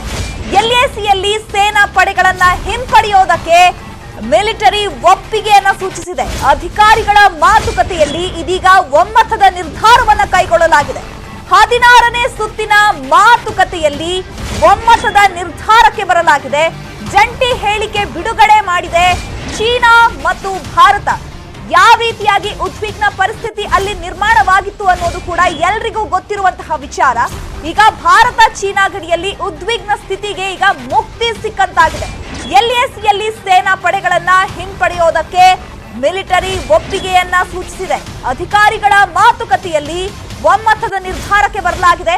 16ನೇ ಸುತ್ತಿನ ಮಾತುಕತೆಯಲ್ಲಿ ಒಮ್ಮತದ ನಿರ್ಧಾರವನ್ನ ಕೈಗೊಳ್ಳಲಾಗಿದ್ದು ಜಂಟಿ ಹೇಳಿಕೆಯನ್ನ ಬಿಡುಗಡೆ ಮಾಡಿದೆ ಚೀನಾ ಭಾರತ. ಈಗ ಎರಡೂ ಕಡೆಯ ನಡುವಿನ ಕೊನೆಯ ಮಿಲಿಟರಿ ಮಾತುಕತೆಗಳಲ್ಲಿ ಈ ರೀತಿಯಾದಂತಹ ಒಮ್ಮತದ ನಿರ್ಧಾರಕ್ಕೆ ಬರಲಾಗಿದೆ. PP-15ಗೆ ಸಂಬಂಧಿಸಿದ ಹೆಚ್ಚಿನ ಸಮಸ್ಯೆಗಳನ್ನ ಪರಿಹರಿಸಲಾಗಿದೆ. ಚಿಕ್ಕ ಭಿನ್ನಾಭಿಪ್ರಾಯಗಳು ಮಾತ್ರ ಬಾಕಿ ಉಳ್ಕೊಂಡಿದೆ. ನಂತರ ಎರಡೂ ಕಡೆಯ ನಡುವಿನ ಮೇಜರ್ ಜನರಲ್ ಮಟ್ಟದ ಸಭೆಯಲ್ಲಿ ಚರ್ಚೆಗೆ ಕೂಡ ಈಗ ಅವಕಾಶವನ್ನ ಕಲ್ಪಿಸಲಾಗುತ್ತೆ, ತೆಗೆದುಕೊಳ್ಳಲಾಗುತ್ತೆ. ಸರ್ಕಾರದ ಮೂಲಗಳು ಇದೀಗ ಮಾಹಿತಿಯನ್ನ ಕೊಟ್ಟಿರುವಂತದ್ದು. ಉಭಯ ಕಡೆಯ ನಡುವಿನ ಇತ್ತೀಚಿನ ಸುತ್ತಿನ ಮಿಲಿಟರಿ ಮಾತುಕತೆಗಳಲ್ಲಿ ಪ್ರಗತಿಯನ್ನ ಸಾಧಿಸಿದ ನಂತರ ಈಗ ನಿರ್ಧಾರವನ್ನ ಕೈಗೊಳ್ಳಲಾಗಿರುವಂತದ್ದು. ಭಾರತ ಚೀನಾ ಗಡಿಯಲ್ಲಿ ಉದ್ವಿಗ್ನ ಸ್ಥಿತಿಗೆ ಕೊನೆಗೂ ಇದೀಗ ಮುಕ್ತಿ ಸಿಕ್ಕಂತಾಗಿದೆ. LACಯಲ್ಲಿ ಸೇನಾ ಪಡೆಗಳನ್ನ ಹಿಂಪಡೆಯುವುದಕ್ಕೆ ಒಪ್ಪಿಗೆ ಸೂಚಿಸಲಾಗಿದೆ. ಮಿಲಿಟರಿ ಅಧಿಕಾರಿಗಳ ಮಾತುಕತೆಯಲ್ಲಿ ಒಮ್ಮತದ ನಿರ್ಧಾರವನ್ನ ಕೈಗೊಳ್ಳಲಾಗಿದೆ.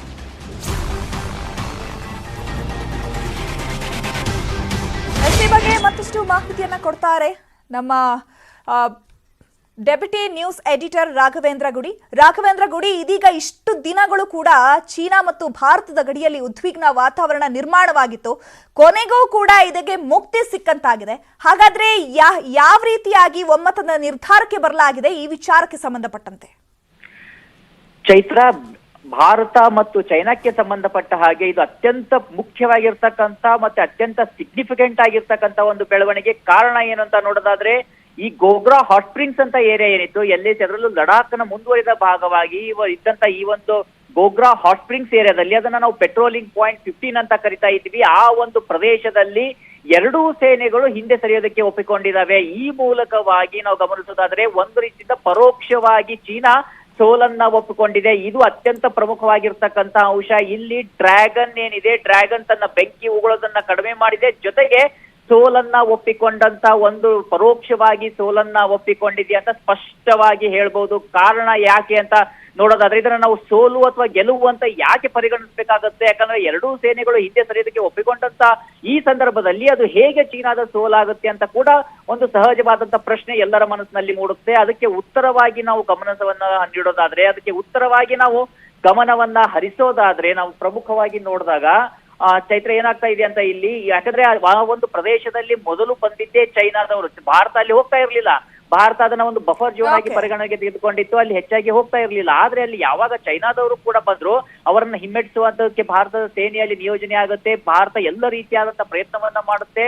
ಗಲ್ವಾನ್ನಲ್ಲಿ ಕರ್ನಲ್ ಸಂತೋಷ್ ಬಾಬು ಮತ್ತು ಅವರ ಒಂದು ಟೀಮ್ ಏನಿತ್ತು, ಸುಮಾರು 20 ಜನ ಭಾರತದ ಸೈನಿಕರು ಕೊಟ್ಟಂತ ಶ್ರೇಷ್ಠ ಬಲಿದಾನ ಇತ್ತು. ಅದಕ್ಕೆ ಉತ್ತರ ಸಿಕ್ಕಂತಾಗಿದೆ. ಚೀನಾ ಈ ಒಂದು ಏರಿಯಾದಲ್ಲಿ ಹಿಂದೆ ಸರಿದಿದೆ.